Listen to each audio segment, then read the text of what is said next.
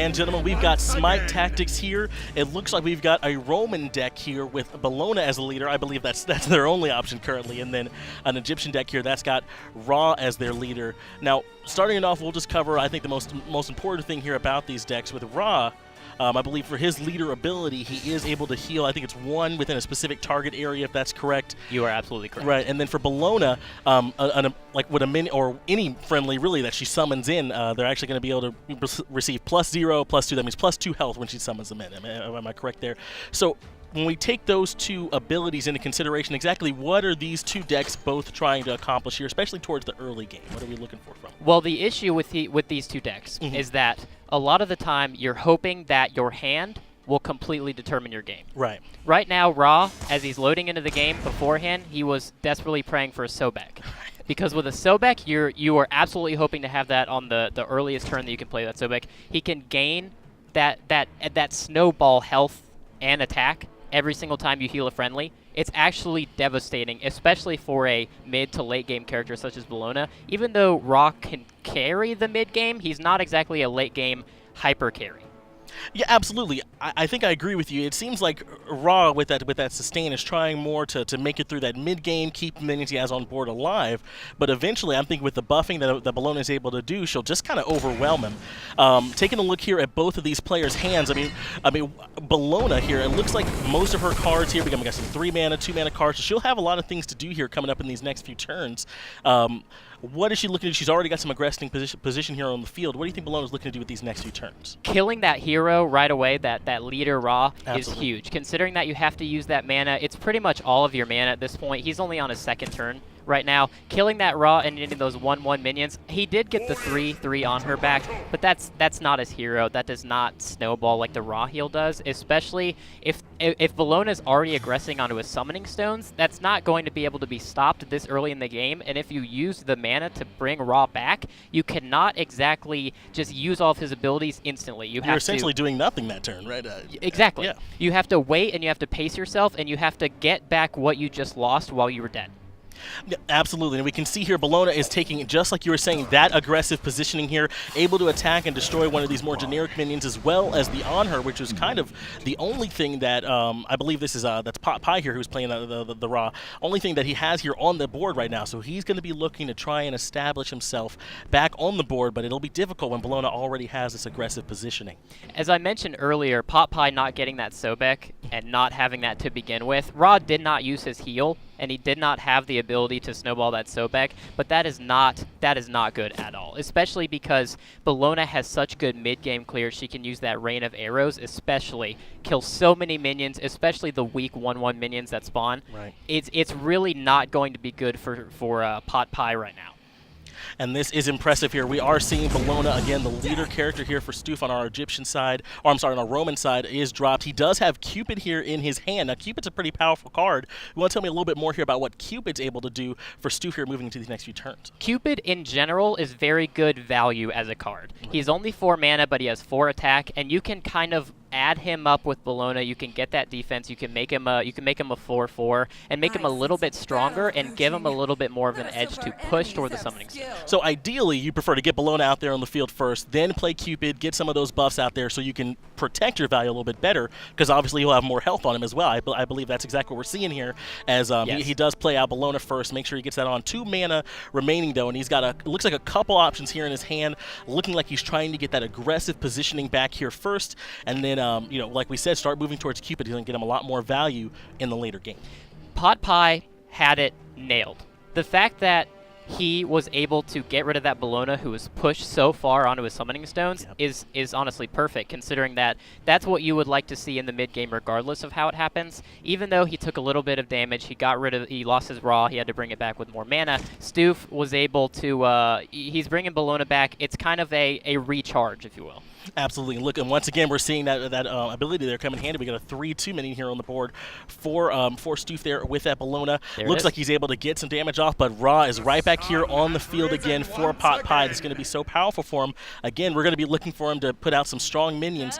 I'll talk a little bit here about Bastet, if you don't mind. As I understand it, Bastet's ability here, when she does die, she'll spawn, I believe it's 3/1/1 kitties in her place. That's tremendous value. Exactly. So not only do you have to commit to taking out the Bastet, but then afterwards you've got those 1-1s to deal with.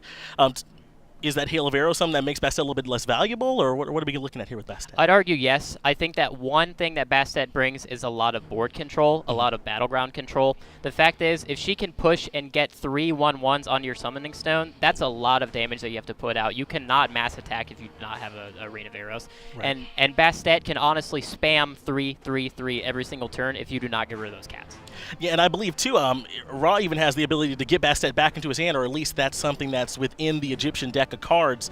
So, I mean, if this Bastet's not dealt with before, Pot Pie has the ability to get lots of value out of it. Bastet's something that could be a huge comeback mechanic for Pot Pie in this game.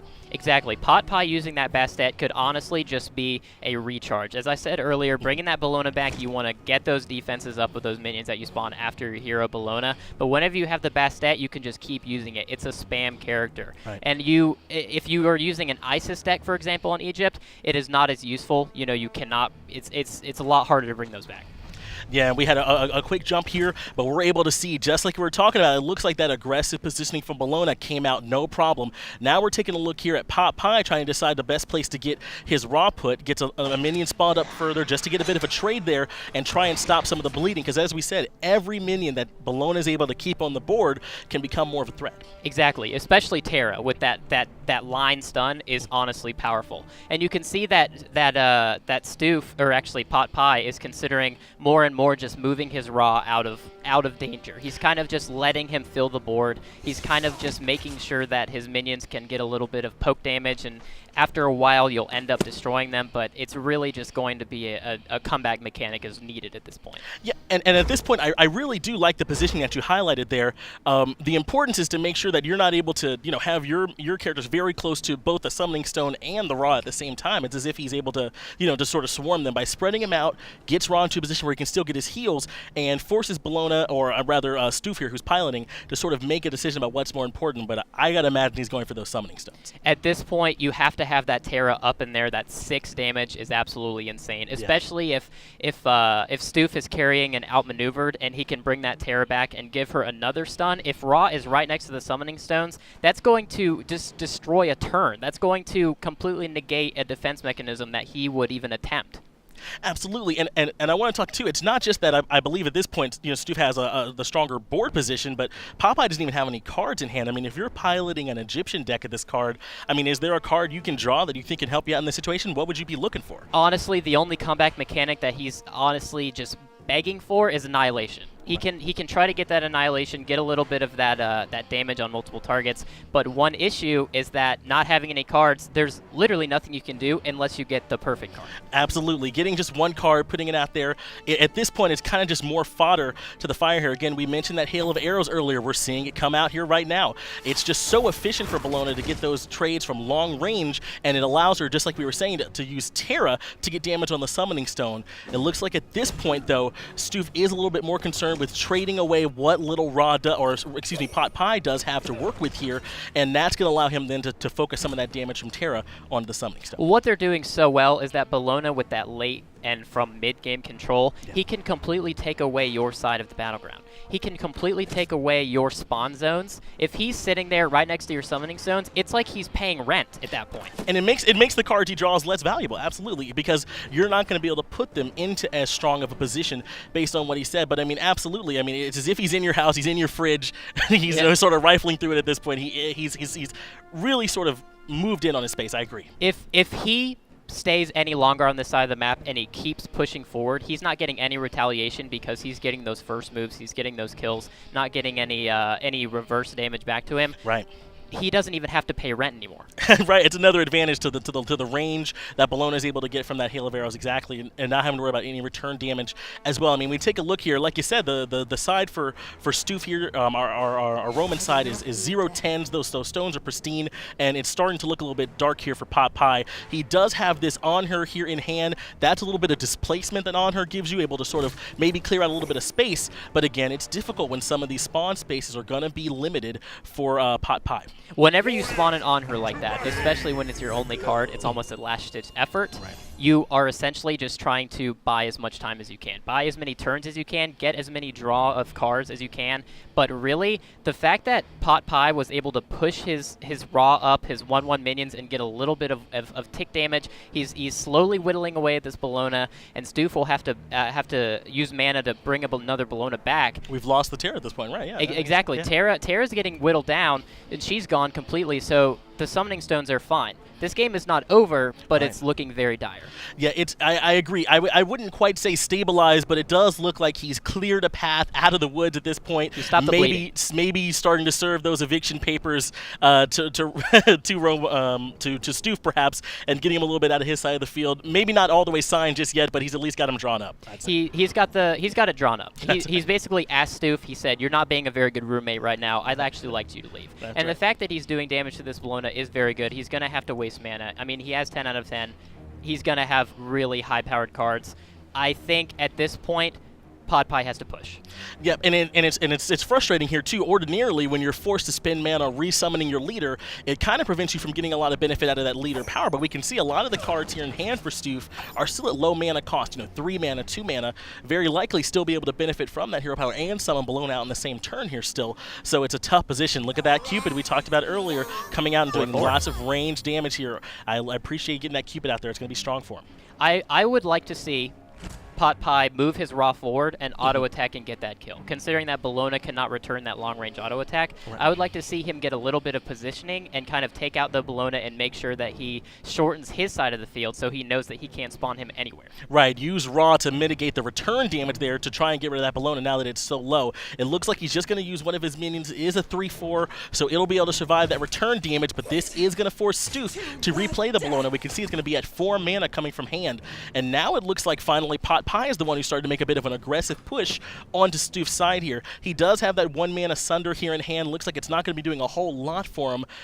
Now that Stoof is sort of having to replay some of their minions, what are we thinking that Stoof's going to be looking towards for this next turn? I think Stoof is not very worried for the next 1 or 2 turns. Considering that Pot Pie had to kind of turtle his summoning stones, he had that on her way back, and now we can see the board is demolished. Yeah, as you said, it looks like it was not a problem there for Stoof, able to take this board back in spades. We're even seeing some of the characters looks like rooted here as well, so this is a really strong position that Cupid seems to not have had any kind of troubles at all sticking around here on the board, and it looks like just a lone Anubis standing up here for Pot Pie. One thing that Pot Pie I never saw on the board, a Sobek. That is such an important snowball mechanic that he never got. He's essentially asking God why that happened to him, because before the game he was begging for the Sobek to begin with. I think Sobek is that burly roommate that kind of keeps someone from coming in and mooching off of you a little bit, and he didn't have Sobek there to sort of flex a little bit, so that's why he was able to sort of come in and take all the food out of his fridge so well. Again, that range damage from Cupid is so strong, but Anubis able to return it, so it is a trade here, but I think that trade is far and away in favor of Stoof at this point. As you can see, they're getting so much damage on those summoning stones. It's already down to 06. Raw's not there to heal. He has literally no units on the board. Well, there's that Sobek. I think we might say a little bit too late here at this point, right? I wanted to mention as well, we saw Giannis drop in here for our Roman side. Giannis is another powerful card. I believe a newer card as well. Is that correct? He's a newer card, and he's very, very strong, especially in late game when you know that the opponent is just looking for that one draw. You can essentially make sure that they do not get that one draw. Right. And so getting that control out here onto the board, as well as still having several sturdy minions out here likely coming from Bellona's hero power and moving them toward those summoning stones, things are starting to look a bit dire for Pot Pie. He has been able to amass a bit more of a hand here at this point, 3 cards in hand, a little bit of a high summoning cost though with 6, 6, and 2, but this does give him some ways to start trying to look to do something to slow down aggression from Bellona. I would imagine at this point it's a little bit of a defeated pass. It's a little bit of, I guess if I want to place anything, I'll have to stack it and make my final defense. They're poking both summoning stones down right now, 6 health, 7 health, and they can keep pushing. They can keep going forward. They have 1, 1, 1, 3, 2. They have so much damage, and they can honestly kill these next turn. Absolutely. It's looking really dire here for Pot Pie at this point. Again, as we said, those summoning stones are coming down to 07 here and 06. That's not a whole lot of health. Remember, the summoning stones for Stoof are still looking rather pristine, with the lowest one being just down at 9 health, and Bellona once again crossing that line and moving over into Pot Pie's territory. We can see that Giannis actually just being destroyed. Right. Another desperation card. That's a card that you just have to get on the field, use that use that that active. It's very, very important to get that late game, but it's not enough. Absolutely, and like you said, it feels like these are sort of desperation moves here. I thought you made a good point earlier, I noticed the increased hand size, but you said more than likely it's come out of desperation. Anything I play at this point is kind of just fodder from Stu's side of the board. So even though he has cards in hand, not necessarily have very good options. Well, he does not have any charge. He does not have any charge to do anything whenever he spawns these minions, so they can honestly be destroyed the second they're placed down. So at this point, I'm kind of looking for a surrender, because at this point there's literally nothing he can do. Right, and again, you know, we don't want to call those games further over, but I agree. We're sort of looking at a position here now where I think Stu is just sort of deciding the best way to divvy up this damage onto those summoning stones. He's decided this is his apartment now, kind of pushing Pot Pie's couch, some of his furniture out into the street. This is where I stay now. Looks like this has essentially been cleaned up. It's very, very clean right now, and the fact of the matter is, the longer this game goes on, it's just they have to get closer to the summoning stone so they can do that damage. They have range damage to kill it right now, especially down below, but right now with that guard, he's doing all that he can. And this guard mechanic here as well, it forces you to target this minion he's just played, the 3/7, if I'm correct here, so that you can't get onto that 07 summoning stone, which is, like you said, gonna force or kind of drag it out a little bit more, give Pot Pie a chance to maybe cycle some more cards, get through a little bit more of his deck, and see if you can find anything to slow down some of this push from Stoof. Right now we are getting a very in-depth look at every stall technique that Pot Pie has ever thought of in his life. Absolutely. That guard onto a summoning stone, it's going to last how long? One turn, maybe? He does not have that charge to immediately fight, but I think right now they're okay with just destroying the bottom summoning stone and just dealing with the top a bit later. And again, this Sobek coming out for him here, it feels a little bit like a bit of a last-ditch effort. Stoof sort of considering if he wants to use Bologna to take down this bottom summoning stone, highlighting over a bit of his options here. Again, right now he's not going to be able to go for that top summoning stone, but that's a bit of a short-term solution out of Pot Pie. Not really much of a solution when you consider he's probably going to lose this bottom stone anyway. What all can we see here? I mean, I know we got Execute here in hand. I know there's not a whole lot of cards that Pot Pie can draw, but I mean, what can he look for? More stall tactics, try and get more into his deck? What all is he trying to do? More stall tactics? I am not seeing anything at this point. Considering that they can destroy that minion at the very, very top of the board right now, he does not have that charge. He's honestly dead this turn. The bottom summoning stone will be destroyed by the ranged archers down at the bottom.